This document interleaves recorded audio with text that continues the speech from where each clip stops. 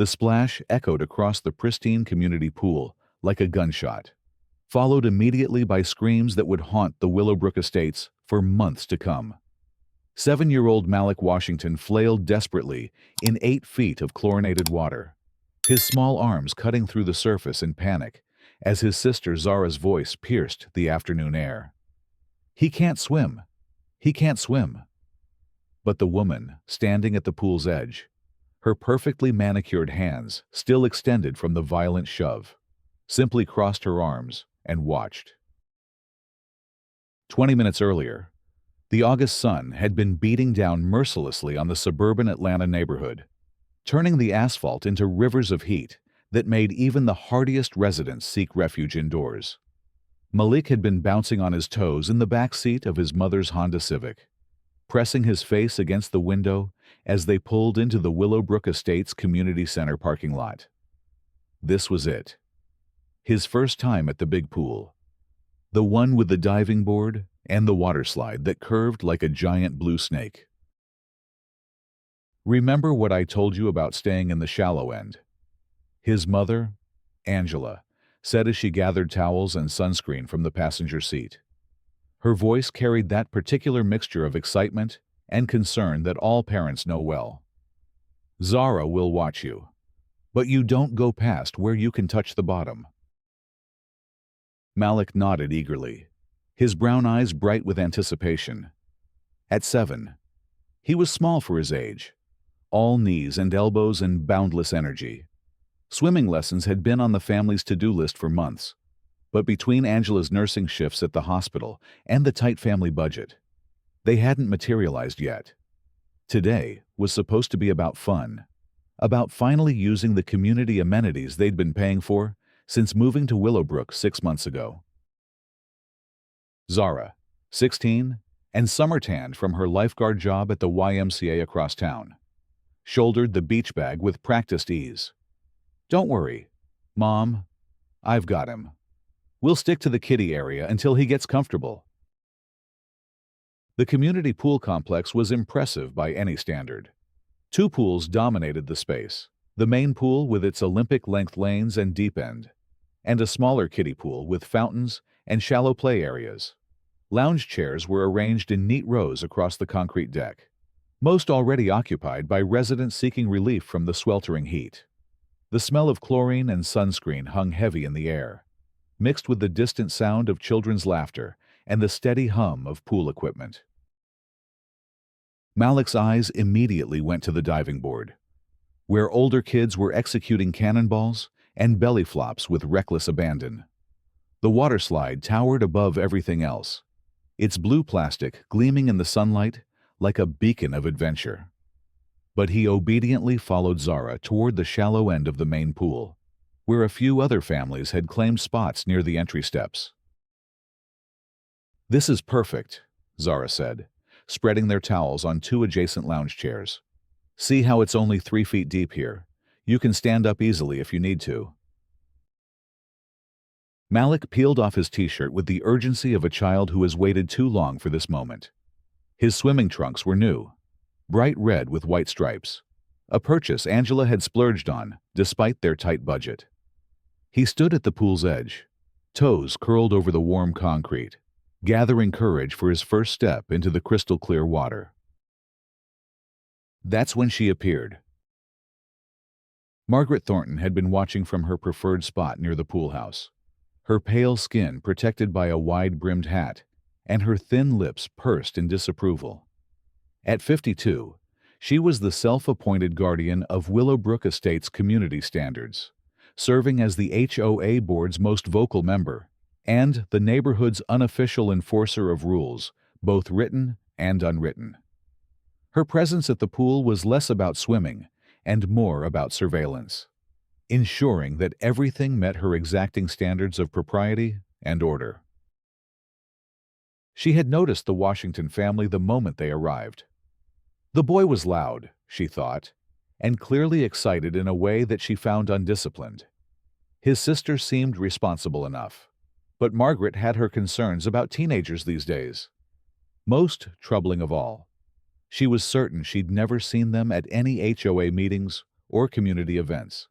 In Margaret's mind, this raised immediate questions about their right to be here.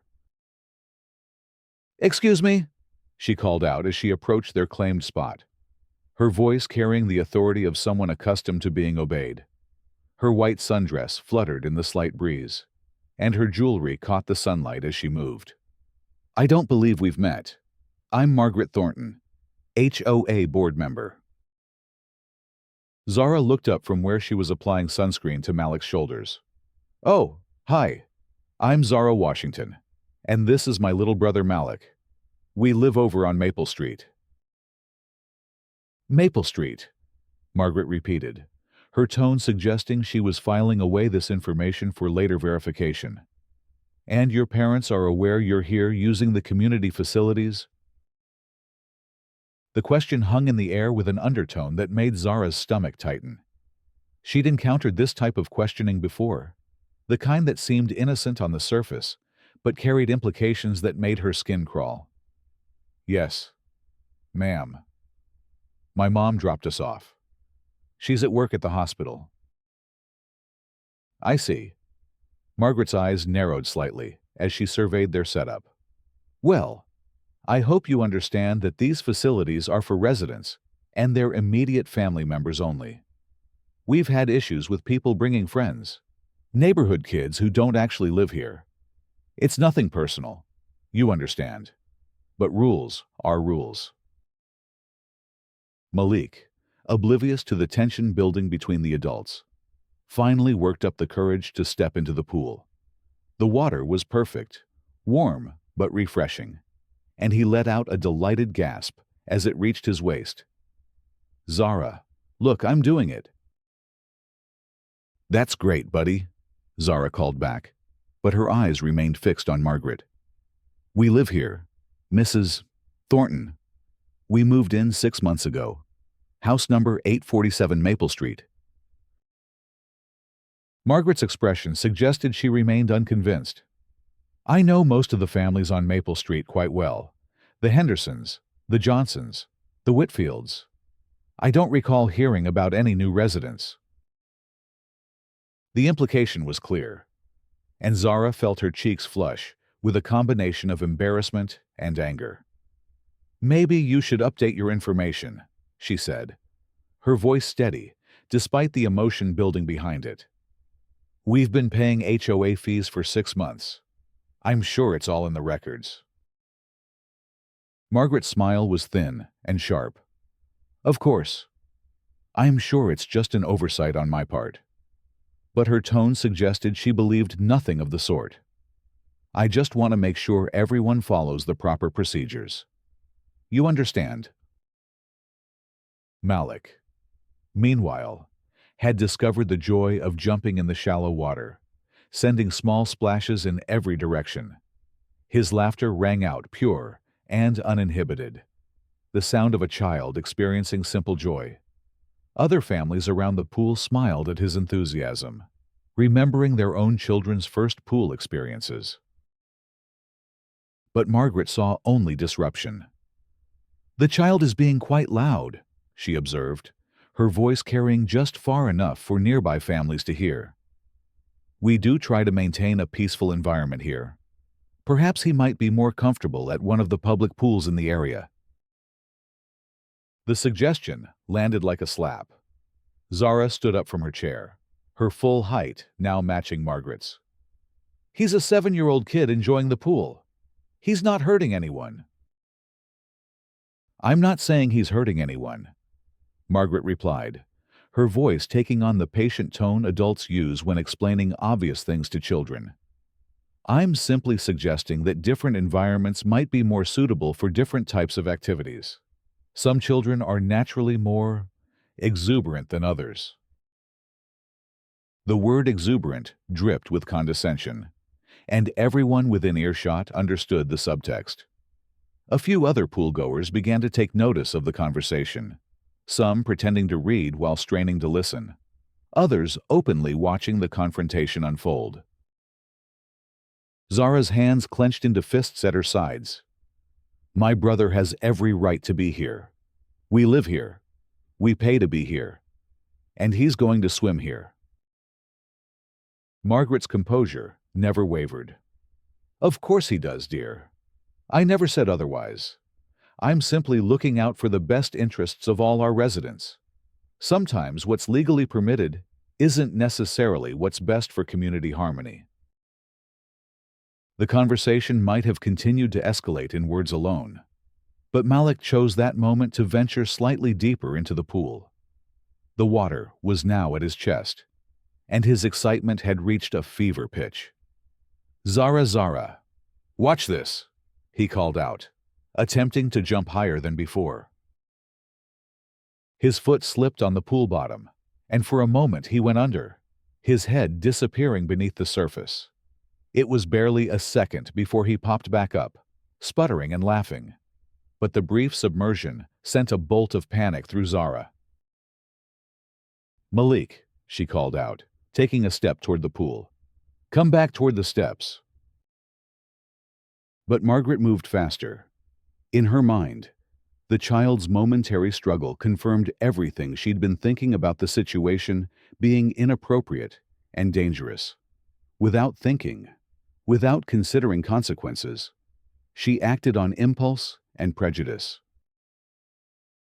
He doesn't belong here, she muttered, loud enough for several people to hear. Then, as Malik moved back toward the shallower water, Margaret reached out and gave him a firm push, intending to send him back toward the pool steps and away from what she perceived as danger.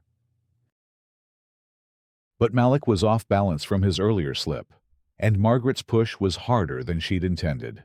Instead of moving toward the shallow end, he stumbled backward, his feet leaving the pool bottom as he was propelled toward the deeper water. The physics of the situation were brutally simple. A 7-year-old child who couldn't swim, pushed by an adult woman, falling backward into 8 feet of water. The splash was enormous, sending water cascading across the pool deck. For a moment, there was silence, as if the entire pool complex had taken a collective breath. Then the screaming started. Malik. Zara's voice cut through the air like a siren, raw with terror and disbelief. She could see her little brother under the water, his red swim trunks bright against the blue pool bottom, his arms and legs moving frantically, but ineffectively. Several people around the pool began to stand up, their peaceful afternoon shattered by the realization that they were witnessing a potential tragedy. But no one moved toward the water. The shock of what had just happened left them frozen, trying to process the sudden shift from pleasant afternoon to life-or-death emergency. "Someone help him!" Zara screamed, but she couldn't swim well enough herself to attempt a deep-water rescue. Her lifeguard training was for the shallow YMCA pool where she worked, and she'd never had to deal with anything like this. Margaret stood at the pool's edge, her face pale but her posture rigid. The enormity of what she'd done was beginning to sink in, but instead of diving in to help, she took a step backward. "I didn't mean," she started to say, but the words died in her throat. Malik's struggles were becoming weaker. Water was entering his lungs as he tried to call for help, and his natural buoyancy wasn't enough to keep his head above the surface. The bright afternoon sun streaming through the water created an almost beautiful effect. But beneath that beauty was a child drowning in front of dozens of witnesses. "Help him!" Zara screamed again, this time at Margaret directly. "You pushed him! Help him!" Margaret's response would later be dissected in court testimony and newspaper articles. Instead of jumping in, instead of calling for help, instead of taking any action to rectify the situation she had created, she spoke words that would haunt the Willowbrook community for years to come. "He shouldn't have been here in the first place," she said, her voice carrying clearly across the stunned pool deck. "Maybe this will teach him to stay where he belongs." The silence that followed was deafening. Even the other children in the pool had stopped playing. Sensing the gravity of the situation, despite not fully understanding it, Malik's struggles were becoming more sporadic, his small body beginning to sink deeper into the chlorinated water. That's when Marcus appeared. Marcus Johnson was 22 years old, home from college for the summer, and working as the community pool's head lifeguard. He was also Malik and Zara's cousin, their mother's nephew, though he worked at the other end of the pool complex and hadn't seen them arrive. He'd been in the pump room checking chemical levels when he heard the screaming, and he'd come running with the trained urgency of someone who understood exactly what those kinds of screams meant. He took in the scene instantly. Malik underwater in the deep end, Zara screaming at the pool's edge, Margaret standing frozen with what looked like shock or defiance, and a circle of bystanders doing nothing. His training kicked in immediately. "Call 911!" he shouted to no one in particular as he sprinted toward the pool, shedding his shirt as he ran. "Now!" Marcus's dive was perfect, a clean entry that barely disturbed the water's surface. He reached Malik in 3 powerful strokes, his lifeguard training evident in every movement. The child was conscious, but barely responsive, his body limp as Marcus wrapped an arm around his chest and began to kick toward the surface. Breaking through the water with Malik in tow, Marcus immediately began rescue breathing, supporting the child's head while keeping them both afloat. "I've got you, buddy," he said, though he wasn't sure if Malik could hear him. "I've got you." The pool deck erupted into activity. Several adults were now on their phones with emergency services, while others cleared a space near the pool edge where Marcus could bring Malik to safety. Zara was crying openly, her hands pressed to her mouth as she watched her cousin work to save her little brother. Margaret, meanwhile, had begun to back away from the immediate area, her face cycling through expressions of shock, denial, and something that looked dangerously close to justification. "I didn't push him that hard," she said to no one in particular. "He was already off balance. I was trying to help." But her words were overheard by Jennifer Martinez, a mother of 3 who had been lounging nearby and had witnessed the entire confrontation. "Help!" Jennifer said, her voice rising with incredulity. "You told him he didn't belong here. Then you shoved a child who can't swim into the deep end." Marcus had reached the pool's edge and was lifting Malik onto the concrete deck. The child was conscious, but coughing up water, his small body shaking from the trauma and the sudden temperature change. Marcus immediately began checking his vital signs while maintaining a calm, professional demeanor that belied his personal connection to the victim. "Malik, can you hear me?" Marcus asked, tilting the child's head to help drain water from his lungs. "You're going to be okay. The paramedics are coming." Malik's eyes fluttered open, unfocused but aware. "Marcus," he whispered, recognizing his cousin's voice. "I was underwater. I couldn't breathe." "I know, buddy. You're safe now." Marcus's voice was steady, but Zara could see the tension in his shoulders, the way his hands shook slightly as he checked Malik's pulse. "Just keep breathing. Nice and easy." The sound of sirens began to wail in the distance, growing louder as they approached the community center. Someone had called Angela at the hospital, and she was racing across town in a panic, her nursing supervisor having immediately given her permission to leave. The peaceful summer afternoon had become a nightmare of flashing lights and emergency responders. Margaret, realizing that the situation was spiraling far beyond her control, made a decision that would later be seen as evidence of consciousness of guilt. Instead of staying to explain her actions or to check on Malik's condition, she began gathering her belongings with quick, nervous movements. "Where are you going?" Jennifer Martinez called out, her voice carrying clearly across the pool deck. You can't just leave after what you did." Margaret's response was defensive and revealed the twisted logic that had led to the incident in the first place. "I didn't do anything wrong. The child was being disruptive, and his family shouldn't have brought him here in the first place. If they'd followed proper procedures, none of this would have happened." The audacity of her words stunned the gathered crowd into momentary silence. Here was a child who had nearly drowned due to her actions, and she was still maintaining that somehow the family was at fault for being present at their own community pool. Marcus looked up from where he was monitoring Malik's breathing. His usually calm demeanor cracked for just a moment, revealing the anger that was building beneath his professional composure. "Mrs.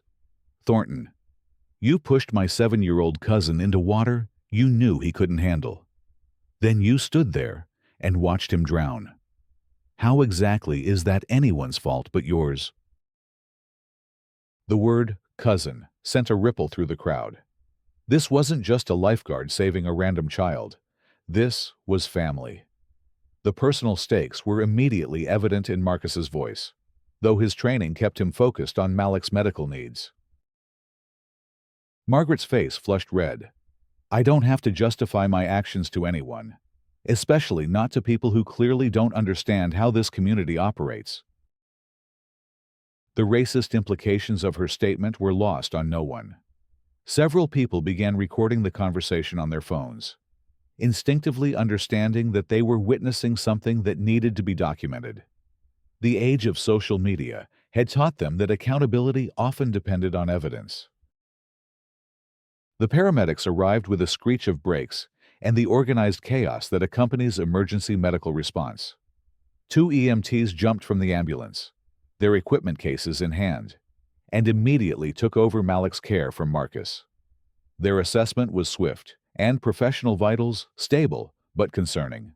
Water in the lungs requiring hospital evaluation. Possible trauma from the near-drowning experience. "We need to transport him for observation," the lead paramedic announced. "Who's the parent or guardian?" "His mother's on her way," Zara said, her voice still shaky from the shock of nearly losing her brother. "She works at Atlanta General. She should be here any minute." As if summoned by her words, Angela's Honda Civic careened into the parking lot, the engine still running as she leaped from the driver's seat and sprinted toward the pool area. Her scrubs were still damp with sweat from her rush across town, and her face bore the expression of every parent's worst nightmare. "Malik!" she cried out, dropping to her knees beside the stretcher where the paramedics were preparing her son for transport. "Baby, are you okay? Mommy's here." Malik's response was weak but clear. "Mommy, the lady pushed me in the water. I couldn't touch the bottom." Angela's head snapped up, her nurse's training allowing her to assess her son's condition, while her mother's instincts demanded answers about what had happened. "Someone pushed him. Who pushed my son?" Multiple voices began speaking at once, but Jennifer Martinez stepped forward with the clear, organized testimony of someone who had witnessed the entire incident. "That woman there," she said, pointing toward Margaret, who was still attempting to leave the scene. "Margaret Thornton. She confronted your children about whether they belonged here, then physically pushed Malik into the deep end when he was playing in the shallow water." Angela's expression shifted from concern to fury in an instant. As a nurse, she'd seen the aftermath of violence many times, but this was her child, her baby, and someone had deliberately put him in mortal danger. "You pushed my 7-year-old son into water. You knew he couldn't swim in?" Margaret had reached her car, but was now surrounded by several community members who weren't willing to let her simply drive away. Her earlier attempts at justification crumbled under the weight of Angela's direct confrontation and the reality of police sirens now approaching the scene. "It was an accident," Margaret said, but her voice lacked conviction. I was trying to move him back toward the shallow end. He lost his balance. That's not what we all saw, Marcus said, his lifeguard authority lending weight to his words. You deliberately pushed him, then stood there and watched him go under. When people screamed for help, you said he didn't belong here anyway. The police arrived as the paramedics were loading Malik into the ambulance. Officer Patricia Williams, a veteran of the Atlanta PD with 20 years of experience, immediately began separating witnesses and taking statements.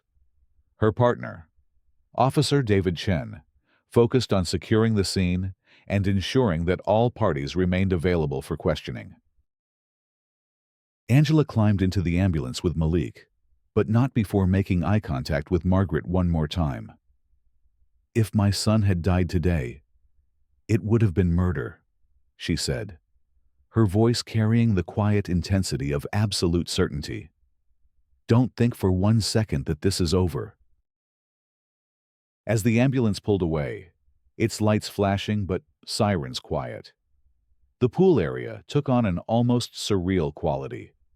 Children who had been playing were now huddled with their parents, trying to understand what they had witnessed. Adults stood in small groups, their voices low as they recounted what they'd seen and heard. The afternoon sun continued to beat down on the concrete, but the joy had gone out of the day completely. Officer Williams approached Margaret with the methodical pace of someone who had handled hundreds of similar situations. Ma'am, I'm going to need you to come with me so we can discuss what happened here today. Margaret's demeanor shifted again, this time toward indignation. I'm being treated like a criminal when all I did was try to maintain order at our community pool. These people came here causing disruption, and now I'm being blamed for their child's accident. Ma'am, Officer Williams said, her voice patient but firm. Multiple witnesses have stated that you deliberately pushed a child into water you knew he couldn't handle, then refused to render aid. That's not maintaining order. That's assault, possibly attempted murder. The words attempted murder seemed to hit Margaret like a physical blow. Her face went pale, and for the first time since the incident began, she appeared to grasp the potential consequences of her actions. Murder. It was just a push. Children fall in pools all the time. Children don't typically get pushed into pools by adults who then refuse to help them, Officer Chen observed as he joined the conversation. And according to witnesses, you made statements suggesting you intended for the child to be harmed, or at least didn't care if he was. Marcus, who had been giving his statement to another officer, overheard the conversation and felt compelled to add his professional perspective. Officer, as the lifeguard on duty, I can tell you that what I witnessed was not an accident. Mrs. Thornton used deliberate force to push a child she knew couldn't swim into water she knew was too deep for him. When he started drowning, she made no attempt to help and actually verbalized that she thought he deserved it. The weight of testimony was building against Margaret, and she seemed to realize it. Her earlier defiance was giving way to panic as the reality of potential criminal charges became clear. I want to call my lawyer, she said, her voice now small and frightened. That's your right, Officer Williams said. But right now, you're under arrest for aggravated assault and reckless endangerment of a child. There may be additional charges pending, depending on the child's condition and the district attorney's review of the case. The sound of handcuffs clicking into place seemed to echo across the pool deck, punctuating the end of Margaret's attempt to flee responsibility for her actions. Several community members had their phones out, recording the arrest, and Margaret's face flushed with the humiliation of being led away in custody in front of her neighbors. As the police cars drove away with Margaret in custody, the pool area began to empty. Families packed up their belongings with subdued efficiency. the joy of the summer afternoon replaced by the sobering reality of what they'd witnessed. Children asked questions their parents struggled to answer. Why had the lady hurt the little boy? Was he going to be okay? Why didn't anyone help him faster? Marcus remained at the pool, officially filing his incident report and securing the area for the investigation that would inevitably follow. But his mind was at the hospital with his cousin, wondering about the long-term effects of what Malik had experienced, both physically and emotionally. At Atlanta General Hospital, Malik was undergoing a thorough evaluation in the pediatric emergency department. The near drowning had resulted in some water inhalation, but his lungs were clearing well with treatment. More concerning to the medical team was the psychological trauma he'd experienced. Dr. Sarah Kim, the attending pediatrician, had seen cases like this before and knew that the mental scars often lasted longer than the physical ones. "He's going to be fine physically," Dr. Kim told Angela as they watched Malik sleep peacefully in his hospital bed. The near drowning didn't cause any lasting damage, thanks to how quickly he was rescued. But I want to connect you with our child psychologist. Experiences like this can have lasting effects on a child's sense of safety and trust.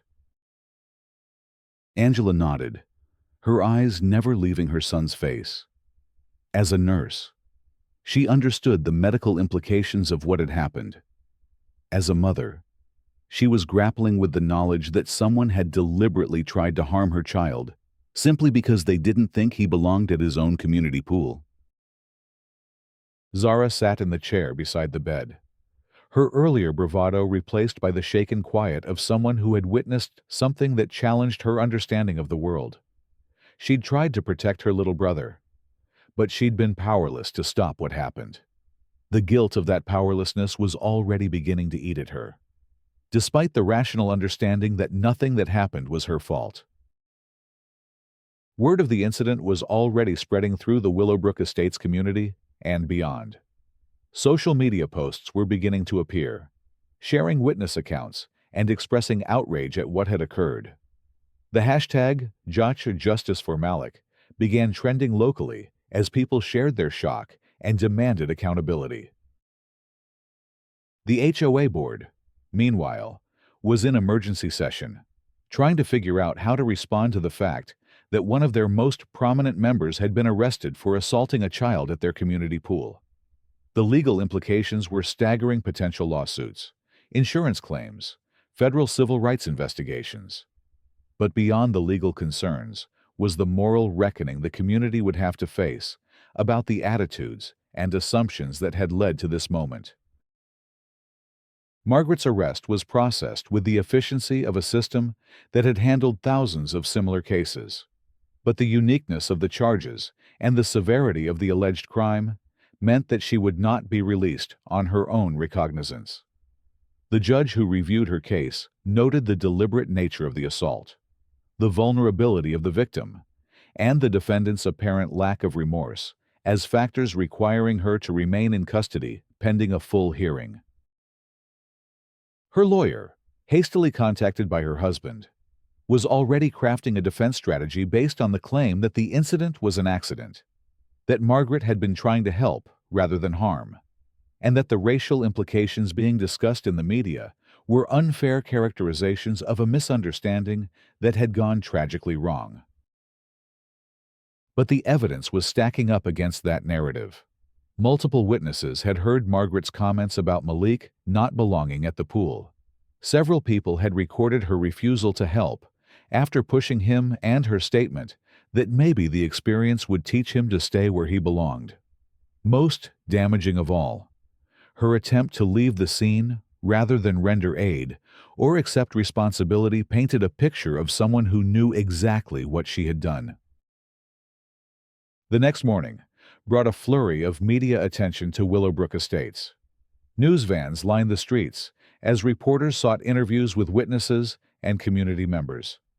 The story had all the elements that made for compelling television: a young victim, clear video evidence, racial implications, and a defendant whose actions seemed impossible to justify. Angela had taken leave from her nursing job to care for Malik and to deal with the legal proceedings that were certain to follow. The hospital where she worked had been supportive, offering her counseling services and assuring her that her job would be waiting when she was ready to return. But the financial pressure of missed work was already beginning to weigh on the family, adding practical concerns to their emotional trauma. Malik himself seemed to be recovering physically, but his behavior had changed in subtle ways that worried his mother and sister. He was clingy, reluctant to be left alone, and had developed an obvious fear of water that extended even to bath time.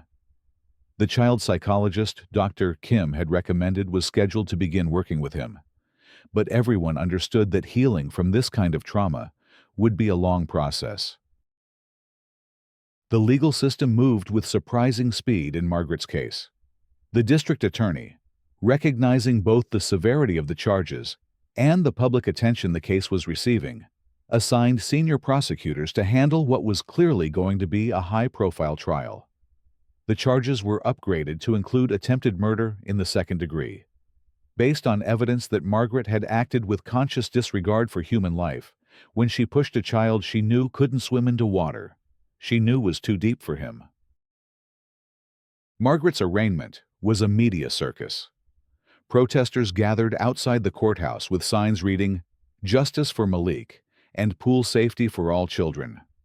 Counter-protesters, smaller in number but vocal in their support, carried signs suggesting that Margaret was being unfairly prosecuted and that the incident had been blown out of proportion by racial activists looking for a cause. Inside the courtroom, Margaret pleaded not guilty to all charges. Her lawyer argued that the incident was a tragic accident, that his client had been trying to help rather than harm, and that the rush to judgment based on incomplete information was itself a form of injustice. But the prosecution's opening statement painted a very different picture: a woman whose prejudices had led her to assault a child, whose refusal to render aid had nearly resulted in that child's death, and whose actions afterward showed consciousness of guilt rather than innocent mistake. The trial date was set for 6 months out, giving both sides time to prepare their cases and allowing the community time to process what had happened. But the legal proceedings were only one part of the larger reckoning that Willowbrook Estates was facing. The incident had exposed underlying tensions and assumptions that many residents preferred not to acknowledge, forcing uncomfortable conversations about race, belonging, and community standards. The HOA board, under pressure from residents and facing potential federal investigation, announced a series of community meetings to address the incident and its implications. They hired a consulting firm that specialized in diversity and inclusion to help facilitate difficult conversations about bias and discrimination. They also implemented new policies requiring cultural sensitivity training for all board members and establishing clear procedures for addressing discrimination complaints. But change at the community level was slower and more complicated than policy reforms. Some residents expressed genuine shock and remorse about what had happened, volunteering to support the Washington family and calling for meaningful changes to prevent similar incidents. Others remained defensive, arguing that the incident was being unfairly used to attack the entire community and that Margaret was being made a scapegoat for what was essentially an accident. Marcus, whose quick action had saved Malik's life, found himself reluctantly thrust into a leadership role in the community's healing process. His unique position as both a resident and the hero of the incident gave him credibility with people across the political spectrum. He used that platform to push for concrete changes, better lifeguard training, clearer emergency procedures, and, most importantly, honest conversations about the prejudices that had created the conditions for the incident to occur. The Washington family, meanwhile, was trying to rebuild their sense of safety and belonging in a community that had shown them both its worst and best faces. Angela struggled with whether to continue living in Willowbrook Estates, where the trauma had occurred, or to move somewhere that felt safer for her children. The decision was complicated by financial constraints and by Malik's own attachment to his school and friends in the area. Zara had returned to her lifeguard job, but found herself hypervigilant about child safety in ways that sometimes interfered with her ability to do her job effectively. She'd enrolled in advanced water rescue training and was considering changing her college major to something that would allow her to work in child safety or civil rights law. The incident had crystallized her understanding of how quickly normal situations could become life-threatening when prejudice was involved. As the months passed and the trial date approached, the community continued to grapple with the questions the incident had raised. The weekly community meetings that had been established were well attended, but often contentious, as residents struggled to find common ground between those who saw the incident as an isolated tragedy and those who viewed it as symptomatic of deeper problems. The trial itself lasted 2 weeks and was covered extensively by local and national media. The prosecution presented a clear timeline of events, supported by witness testimony and video evidence from security cameras and cell phones. They argued that Margaret's actions were deliberate and motivated by racial bias, and that her failure to render aid after pushing Malik into the water demonstrated conscious disregard for his life. The defense attempted to portray the incident as a tragic misunderstanding, arguing that Margaret had been trying to help Malik return to the shallow end of the pool when he lost his balance. They suggested that her comments about him not belonging had been taken out of context, and that her failure to jump in after him was due to shock rather than malice. But the evidence was overwhelming. Multiple witnesses testified about Margaret's confrontational behavior before the incident, her deliberate push, and her refusal to help afterward. Most damaging was video from a security camera that clearly showed the force of her push and Malik's obvious distress as he went underwater. Malik himself testified via closed-circuit television, his small voice describing his fear as he sank beneath the surface and his confusion about why the lady had pushed him. His testimony was brief and carefully managed to minimize additional trauma, but its impact on the jury was evident in their faces as they listened. The jury deliberated for less than 4 hours before returning guilty verdicts on all charges: attempted murder in the second degree, aggravated assault, and reckless endangerment of a child. Margaret's face remained expressionless as the verdicts were read, but her family members in the courtroom were visibly shaken by the reality of her conviction. At sentencing, Margaret finally spoke publicly about the incident, offering what her lawyer characterized as an apology, but what many observers saw as continued justification for her actions. "I never intended for anyone to be hurt," she said, her voice steady but emotionless.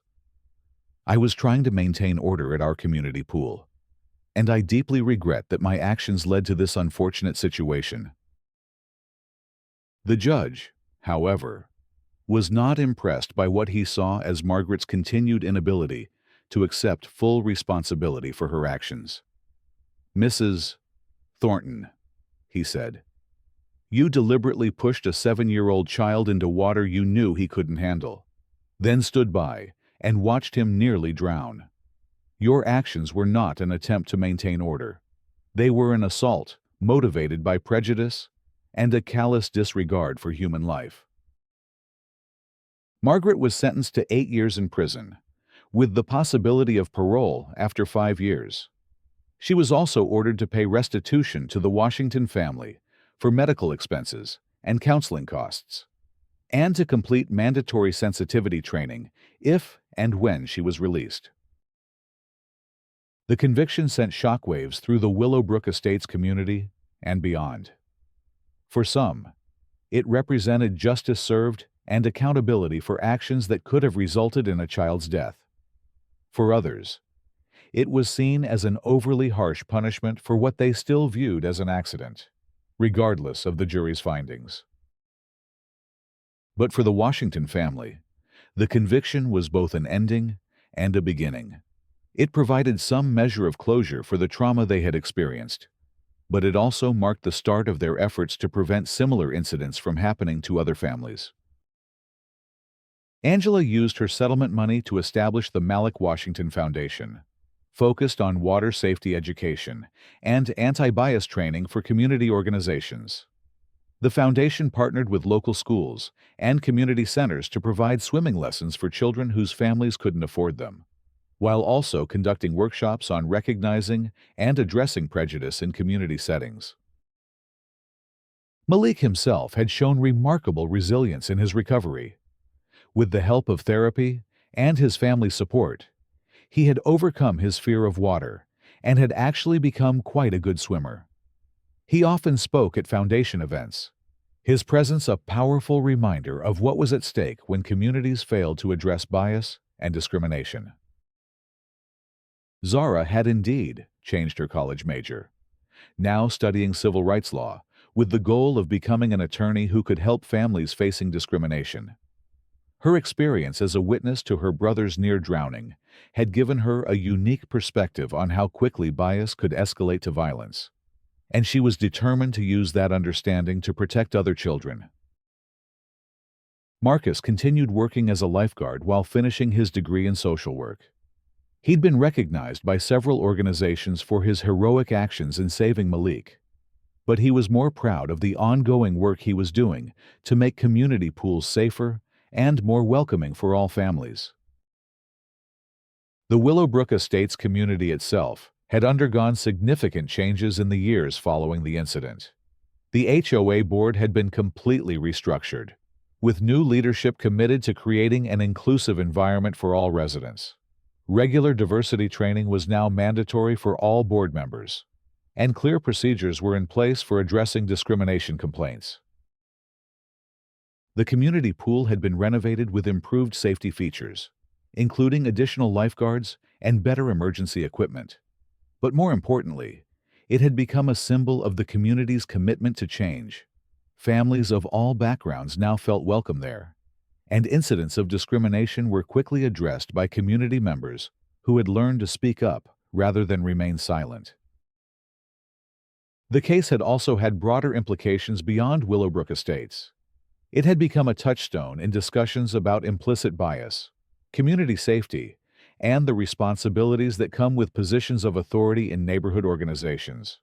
Law schools now used it as a case study in how bias can escalate to criminal behavior, while community organizations used it as an example of why diversity and inclusion training was essential.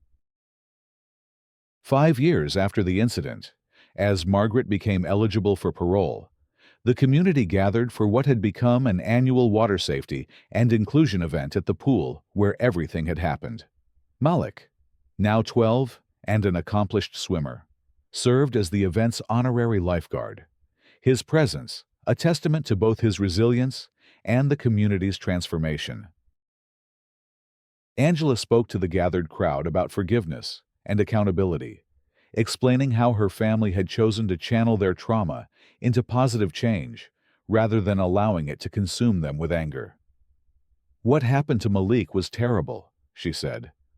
"But what we've built together since then shows that even the worst incidents can become catalysts for making our communities better."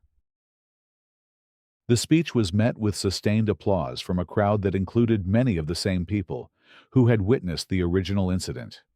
Some had been heroes that day, like Marcus and the witnesses who spoke up for justice. Others had been bystanders who later committed to never again remaining silent in the face of discrimination. All of them had been changed by what they experienced and had chosen to be part of the solution rather than part of the problem. As the event concluded and families enjoyed the pool together, the scene was a stark contrast to that terrible afternoon years earlier. Children of all backgrounds played together in the water, while their parents lounged nearby, comfortable in the knowledge that their community had confronted its worst impulses and chosen to become better. Malik himself seemed to embody that transformation. The frightened 7-year-old who had nearly drowned had become a confident preteen who moved through the water with grace and joy. He still remembered what had happened to him, but it no longer defined him. Instead, it had become part of a larger story about resilience, justice, and the power of communities to change when they commit to doing better. The incident at Willowbrook Estates pool would never be forgotten by those who witnessed it, or those who were affected by it. But it had evolved from a story of hate and near tragedy into one of healing and hope. Margaret Thornton's moment of prejudice and violence had nearly cost a child his life. But the community's response had ultimately saved much more than that. It had saved their collective soul and created a foundation for the kind of inclusive, safe environment that all children deserved. As the sun set on another peaceful afternoon at the community pool, the water reflected not just the sky above, but the possibility of what communities could become when they chose love over fear, inclusion over exclusion, and justice over indifference. It was a lesson written in chlorine and sunlight, witnessed by children who would carry it forward into their own futures, ensuring that Malik's story would continue to create positive change for generations to come.